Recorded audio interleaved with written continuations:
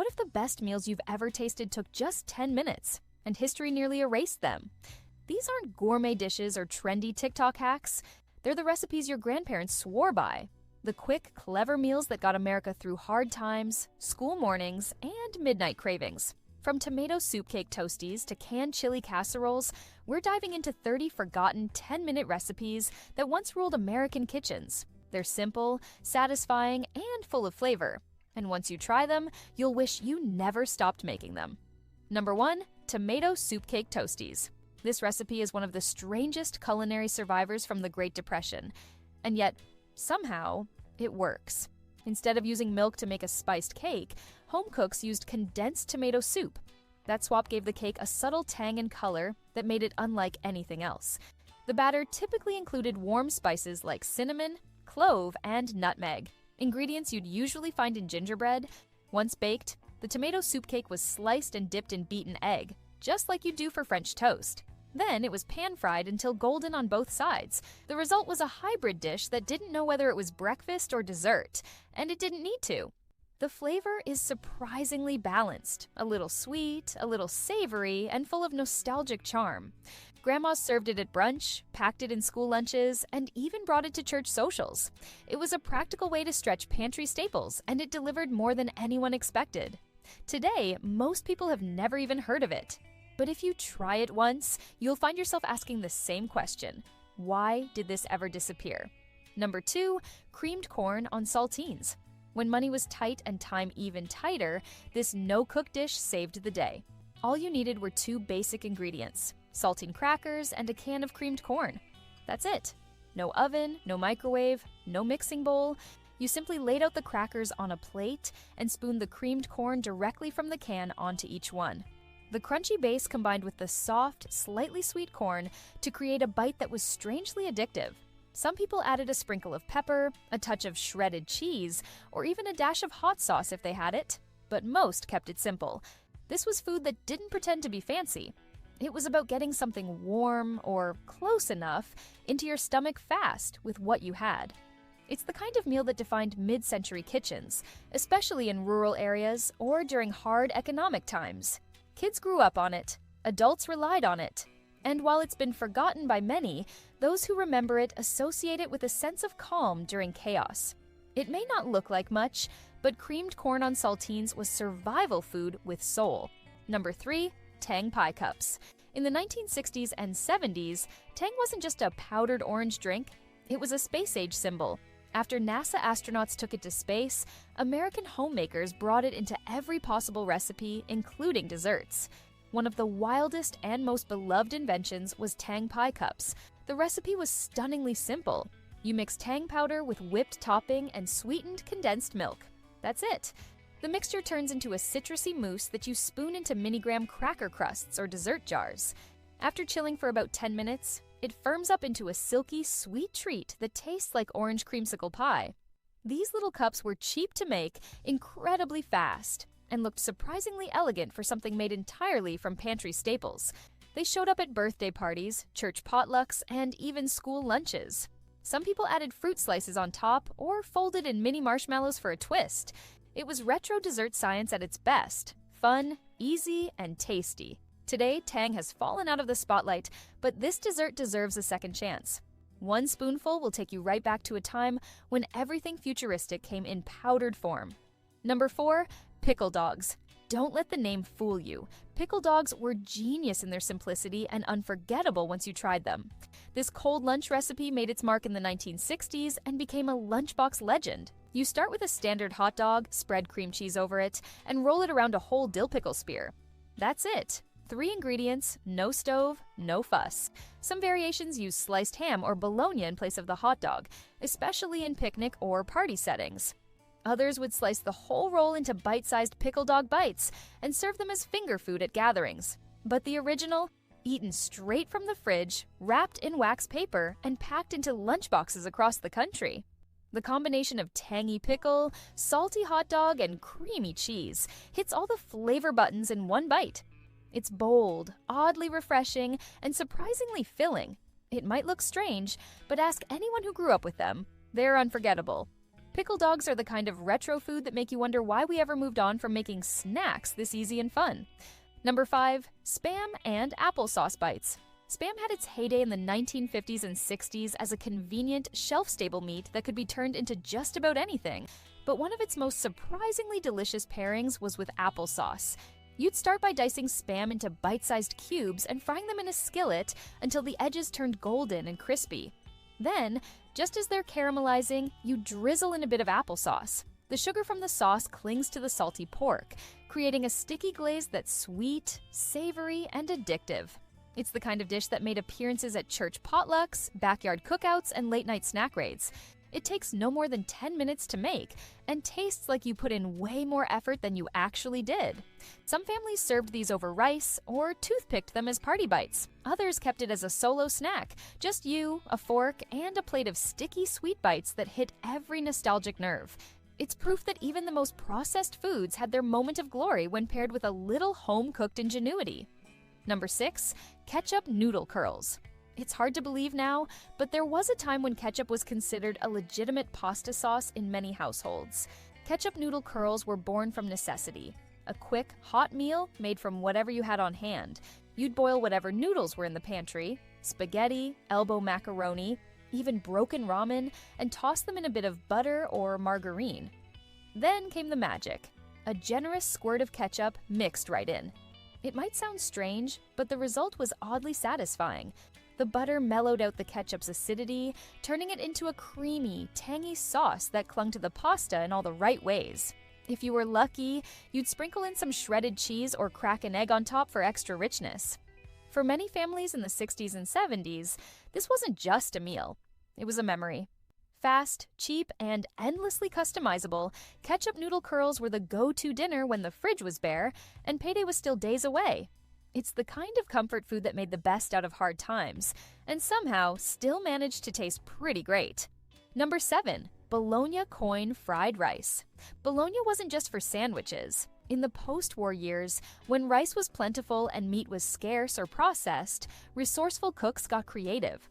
Bologna coin fried rice is one of those unexpected fusion dishes that just worked. You'd take cold leftover rice, day-old rice worked best, and toss it into a hot skillet. Then you'd slice thick rounds of bologna into small coins and fry them up until the edges curled and browned.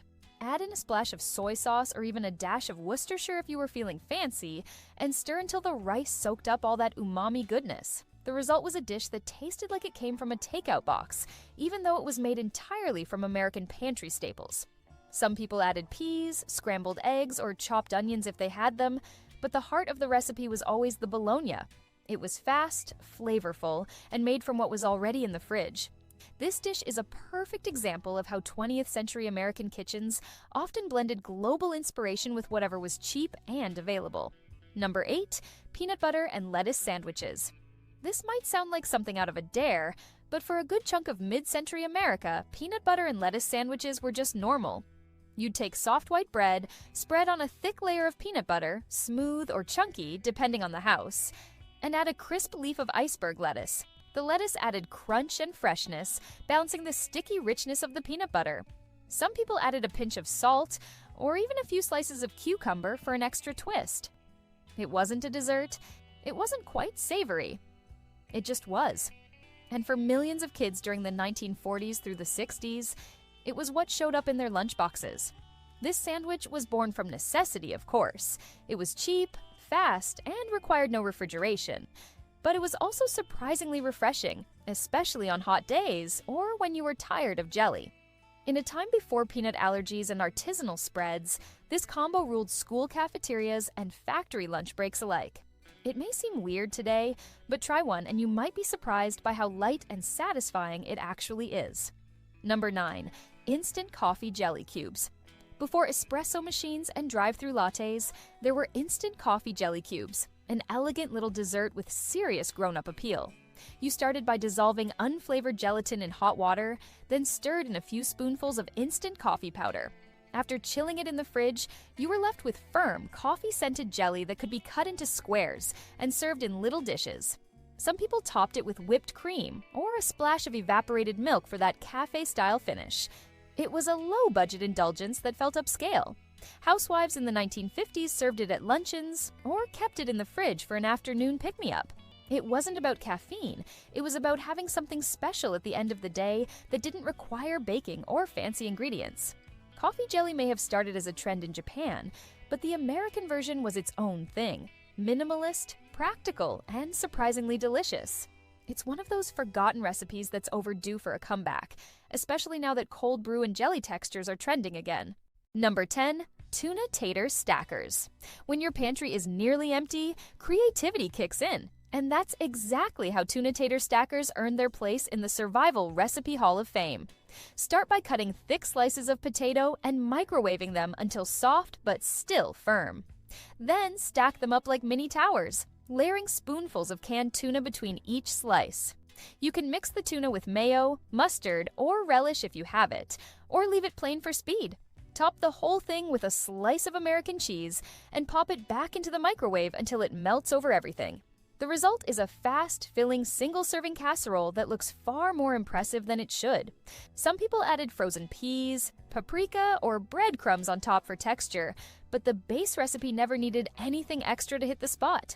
Tuna tater stackers were the definition of working with what you've got. No oven, no stove, just a microwave and some basic canned goods. It's scrappy, satisfying, and surprisingly delicious, making it one of the great underdog meals of the vintage American kitchen.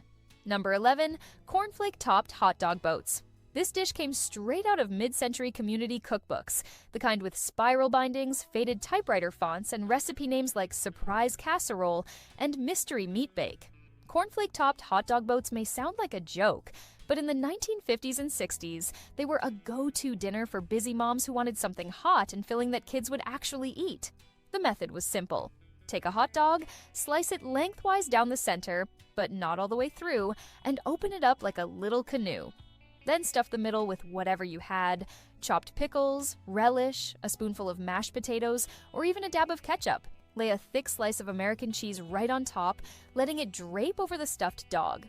But here's where the real magic happened: crushed cornflakes. You'd take those slightly stale flakes from the bottom of the cereal box, press them into the cheese topping, and pop the whole thing under the broiler. In just a few minutes, the flakes toasted golden, the cheese melted and bubbled, and the hot dog crisped at the edges. What came out looked like diner food, but it was made with leftovers and pantry staples. Kids loved them, adults didn't complain, and best of all, it used up the odds and ends from the fridge. Some families even turned it into a full meal by laying the boats on a slice of bread before baking and calling it an open-faced sandwich. Whether you served them solo, stacked, or sliced into bites for a party tray, cornflake-topped hot dog boats were proof that the weirdest combinations sometimes make the best comfort food. Number 12. Sardine toast slather. This one either makes you hungry or makes you pause. But stick with it because sardine toast slather was a serious pantry hero back in the 1950s and 60s. In a time when protein was expensive and perishable ingredients weren't always reliable, canned sardines stepped in to do the heavy lifting. You'd start by draining a tin of sardines, usually packed in oil or mustard, and mashing them with a fork until they became a chunky paste. To that, you'd mix in a spoonful of yellow mustard, a bit of diced onion, and sometimes a splash of vinegar or hot sauce if you were feeling bold.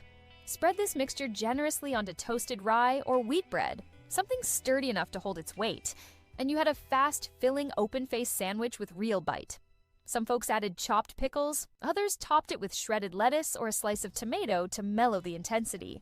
But even plain, it packed more protein and flavor than most fancier options. It was sharp, salty, satisfying, and ready in minutes.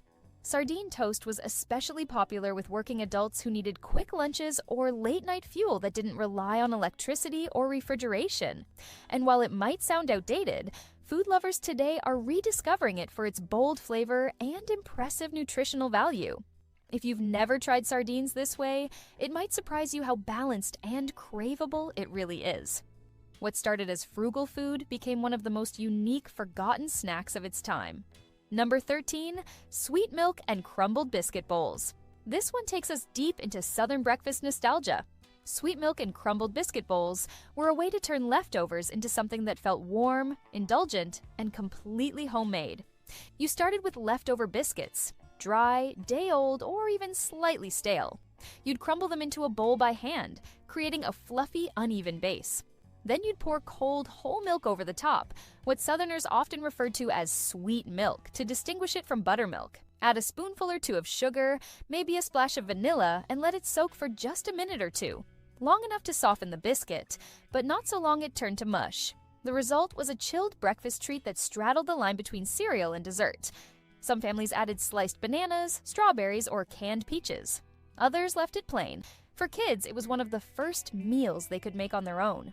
For adults, it was a cooling comfort on hot mornings, or a frugal fix when there wasn't much left in the fridge. It was soft, slightly sweet, and full of texture, with every bite carrying the memory of yesterday's supper. It's one of those dishes that lives in the quiet corners of family memory, simple, resourceful, and still deeply satisfying today. Number 14, Velvita Grit Swirl. If you grew up in the American South during the 1960s or 70s, chances are you had this at least once a week. Velvita Grit Swirl was the ultimate quick breakfast before school, church, or work.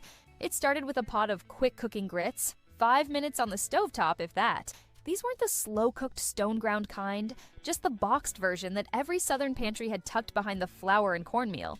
Once the grits were thick and hot, in went a generous chunk of Velveeta cheese.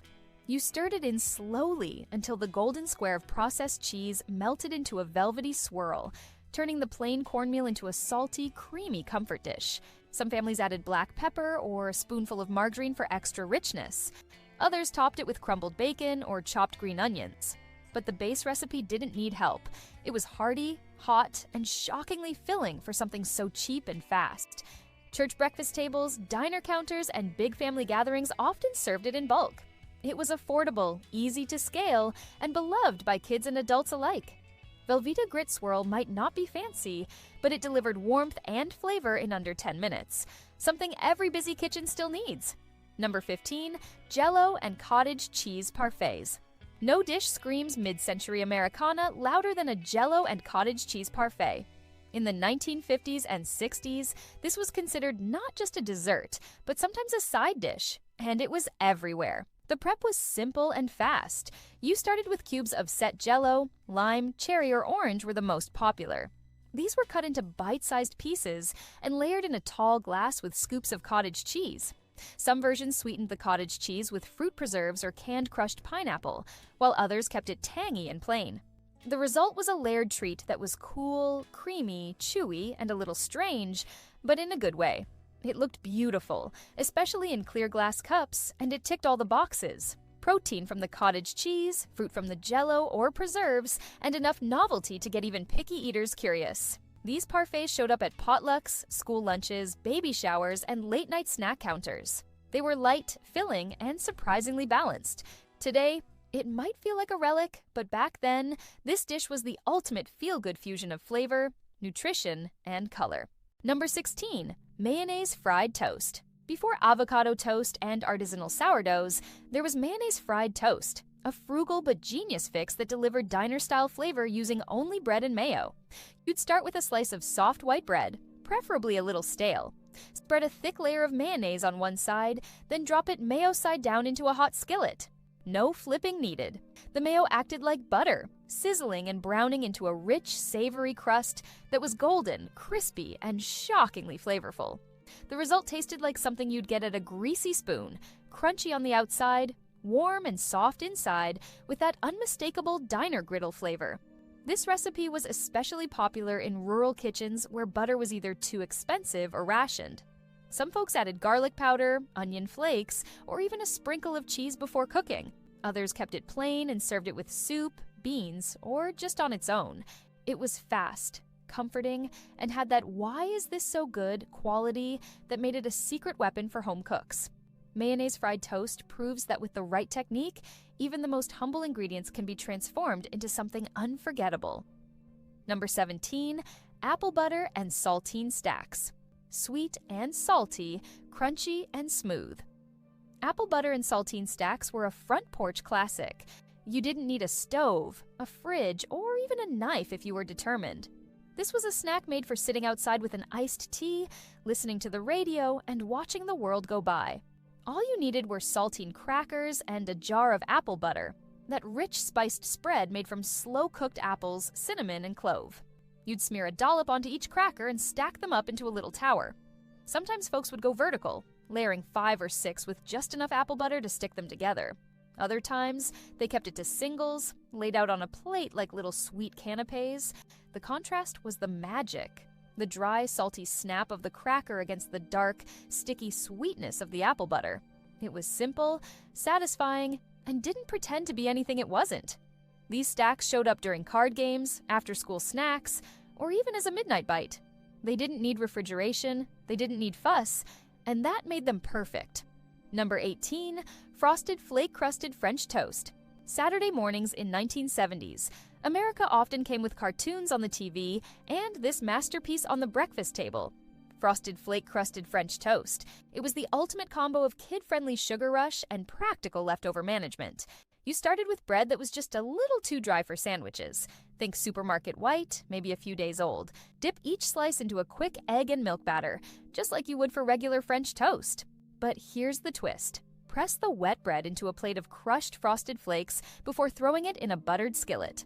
The cereal coating caramelized as it cooked, forming a golden, crunchy crust that snapped slightly with every bite. Inside, the bread stayed soft and custardy. Outside, it crisped like a sugar shell. No syrup needed, though no one would stop you. This dish was flashy, fun, and felt like dessert for breakfast. Parents could use it to turn leftovers into something exciting, and kids thought they were getting away with something. In reality, everyone won. It only took 10 minutes to make, but the memory of that crunch, that stuck around a whole lot longer. Number 19, egg in a Bologna ring. Now, this one might just be the ultimate breakfast hack from the post-war kitchen playbook. Egg in a Bologna ring was a fast, hearty way to turn 2 cheap ingredients into something warm, satisfying, and even a little fun. Here's how it worked. You took a thick slice of bologna, none of that ultra-thin deli stuff, and cut a slit or 2 around the edges to help it cook evenly. Toss it into a hot skillet, and as it hit the heat, it would start to curl up at the edges, forming a perfect ring. That's when the magic happened. Crack an egg right into the center of that sizzling meat circle, and let the 2 cook together. The egg sets inside the ring, soaking up that salty, smoky bologna flavor, and the bologna crisps up around the edges, creating a built-in border that holds everything in place.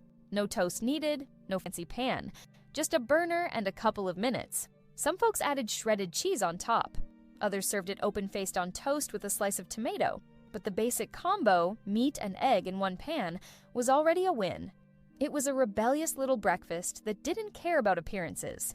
It just needed to work. And it did. For factory workers, truck drivers, and hungry kids running late for school, this was a hot meal that didn't break the bank or the clock. Number 20, Ritz Cracker Meatless Loaf Slices. During World War II and the rationing years that followed, creative home cooks had to stretch every dollar and every ingredient. That's how dishes like Ritz Cracker Meatless Loaf came to be. Savory, satisfying, and completely meat-free. The idea was simple. Use crushed Ritz crackers as a base, then bind them with milk and beaten eggs to create a dense, loaf-like mixture. Into that mix, you'd add seasonings: garlic powder, onion flakes, a pinch of dried herbs, salt, and pepper. Some versions called for shredded cheese or leftover mashed vegetables, but at its core, it was a spiced cracker loaf shaped by necessity. You could press it into a loaf pan and bake it, or shape it into patties and pan fry until golden on both sides. The result? Crispy edges, soft centers, and a savory bite that tasted far more substantial than it had any right to. It was perfect on its own, or sandwiched between slices of white bread with a little mustard or ketchup. During lean times, this was a stand-in for meatloaf. Today, it's a nostalgic vegetarian option that delivers all the flavor with none of the fuss. It's frugal cooking at its smartest. Number 21, Pineapple and Cheese Salad Cups. This one is bound to get some raised eyebrows, but trust us, it's a time capsule you'll want to taste. Pineapple and cheese salad cups were the darling of mid-century luncheons, church potlucks, and bridge club menus. The formula was pure 1950s ingenuity. Take a leaf of crisp iceberg lettuce, form it into a natural cup, then place a thick ring of canned pineapple right in the center. Fill that pineapple hole with a generous mound of shredded cheddar cheese, and, wait for it, top the whole thing with a spoonful of mayonnaise. Yep, Mayo. It sounds bizarre, but in its day, This was considered both refreshing and refined. The flavors hit every note: tangy, salty, creamy, and sweet, all layered into one cold bite. The textures were just as dynamic: crunchy lettuce, chewy pineapple, soft cheese, slick mayo. It was light but rich, strange but memorable. Some updated versions used whipped cream cheese or cottage cheese in place of mayo, but the original was unapologetic. It didn't care about culinary trends, it was all about presentation and balance. Served on chilled plates with a cherry on top or a sprinkle of paprika, these salad cups might not be popular today, but they defined an era where creativity trumped convention. Number 22, cold spaghetti sandwiches. If you ever grew up in a working-class household during the 60s or 70s, chances are you've seen or even eaten this one. Cold spaghetti sandwiches were the ultimate next-day lunch. There wasn't a recipe really, just leftovers and soft white sandwich bread. You'd take cold leftover spaghetti from the night before, scoop a hefty portion onto a slice of bread, and fold it over. No warming up, no condiments, just noodles, sauce, maybe a stray meatball if you were lucky, all shoved between slices of Wonder Bread or Roman meal. It was a carb-on-carb experience, filling, cheap, and totally unpretentious. Factory workers packed it in metal lunchboxes. Kids ate it on the walk to school. It was efficient. No fork needed, no cleanup required. Some people would add a slice of American cheese before closing the sandwich. Others added a little sprinkle of Parmesan if it was handy. But more often than not, it was just spaghetti, bread, and hunger. And somehow, it worked. This sandwich didn't pretend to be gourmet. It was survival food wrapped in wax paper. It might be messy, but if you ever had one, you probably remember it better than any deli sub. Number 23, deviled ham and pickled toast melts. Here's a toast top combo that came straight from the post-war pantry and still holds its own if you're in the mood for something quick and bold. Deviled ham and pickled toast melts were a staple when every kitchen had a can of Underwood deviled ham sitting on the shelf. This was ground, seasoned ham in a can, salty, rich, and spreadable. You'd slather it on a slice of bread, usually rye or white, then sprinkle on finely chopped pickles, sweet or dill, depending on what you had. The final step was a square of American cheese laid across the top. Slide the whole thing under the broiler for a few minutes until the cheese melted and started to bubble. The result? A hot, open-faced sandwich with tangy crunch, creamy top, and savory meatiness underneath. It took less than 10 minutes and felt like something out of a diner. Some variations included mustard in the ham mix or chopped onion for extra kick. But the classic combo was just right as it was. If you needed something warm, fast, and comforting after a long day, this was your hero. Number 24, orange juice French toast. We're not kidding. This one's real and it's better than it sounds. Orange juice French toast became popular in the 1970s when breakfast creativity really took off and everyone was looking for something new to do with eggs and bread. The idea was simple. Swap out the milk in your standard French toast batter with orange juice. That's it. You'd beat a couple of eggs, pour in orange juice instead of milk, and add a little sugar or cinnamon for flavor. Dip your bread slices, usually white sandwich bread, into the mixture, then fry them in a buttered skillet until golden brown. The result was French toast with a citrusy zing, light on the palate, and surprisingly addictive. It had all the richness of regular French toast, but with a tangy brightness that made it feel just a little special. Some people topped it with powdered sugar, while others leaned in and added orange marmalade for a double orange effect. It was a big hit during brunches, and a lifesaver when you were out of milk but still wanted a hot breakfast. Orange juice French toast was proof that even a small twist on a classic could create something totally new. Number 25, peanut butter and bacon sandwiches. This might just be one of the best-kept flavor secrets of vintage American diners. Peanut butter and bacon sandwiches were exactly what they sound like. 2 slices of bread, a generous spread of peanut butter, and several strips of crispy bacon in between. It was sweet, salty, crunchy, sticky, and completely over the top. This was a sandwich that wasn't trying to be healthy. It was trying to satisfy. The heat of the bacon softened the peanut butter, making it gooey and rich. Some folks added a drizzle of honey or a banana slice, Elvis style. Others used chunky peanut butter for even more texture. Either way, it was a flavor explosion in every bite. It became especially popular in roadside diners during the 1960s and 70s, served next to a cup of coffee and a side of hash browns. It was perfect as a breakfast, lunch, or late-night snack. Kids thought it was weird until they tried it. Adults pretended it was for the kids, but secretly made extra for themselves. This sandwich never made it onto many official menus, but it made it into enough lunchboxes and kitchen counters to earn a permanent place in retro food history. Number 26, Quick Bologna Slaw Wraps. Welcome to 1985 in one bite. Quick Bologna Slaw Wraps were a pure product of the microwave era. Fast, cold, and oddly refreshing. This was what you made when dinner plans fell apart and the only things in your fridge were sandwich meat and salad dressing. You'd start by taking slices of bologna, any brand, any thickness, stacking them up and cutting them into thin strips. Next, you'd pour over a generous splash of coleslaw dressing, the kind that came in a plastic bottle and tasted like tangy mayo with a hint of sweetness. Stir it all together until the meat strips were coated. If you had shredded cabbage or carrots, you could toss them in too, but it wasn't necessary. The bologna was the star. Scoop the mix into a flour tortilla, roll it up tight, and lunch was served. These wraps were creamy, salty, sweet, and satisfying without needing heat, pots, or plates. They were a favorite poolside snack, a lunchbox quick fix, or a midnight TV dinner during VHS movie nights. Some folks added a slice of cheese or even potato chips inside for crunch, but the base stayed the same. Bologna, slaw, wrap. A little weird, a little genius. Number 27, Carnation Instant Milk Pops. When there was no money for ice cream and the store was too far, parents in the 60s and 70s pulled off a magic trick with Carnation Instant Powdered Milk. These pops were simple to make, surprisingly creamy, and felt like a real treat on a hot summer afternoon. You'd start by mixing the powdered milk with water until it reached the right consistency, about as thick as regular milk. Then came sugar to taste and a splash of vanilla extract for flavor. Pour the mixture into paper cups, insert a plastic spoon or wooden stick, and freeze until solid. What came out was a smooth, milky popsicle that tasted like a vanilla milkshake in frozen form. Some families got creative, adding instant coffee for mocha pops, mashed banana for a fruity twist, or cocoa powder for chocolate flavor. But even the plain version was enough to make a kid smile. These weren't just pops, they were part of summer rituals. Sitting on the back porch, toes in the kiddie pool, licking down the sides before it melted. Carnation Instant Milk Pops proved that you didn't need fancy ingredients or big appliances to make something wonderful. Number 28, Chipped Beef Toast Roll-Ups. If you've ever heard the term SOS in a military mess hall, you know what's coming. But chipped beef toast roll-ups took that same idea, dried beef in creamy white sauce, and dressed it up for Sunday breakfast. You'd start by making the sauce, melt some butter in a pan, stir in flour to make a quick roux, and then add milk to create a thick white gravy.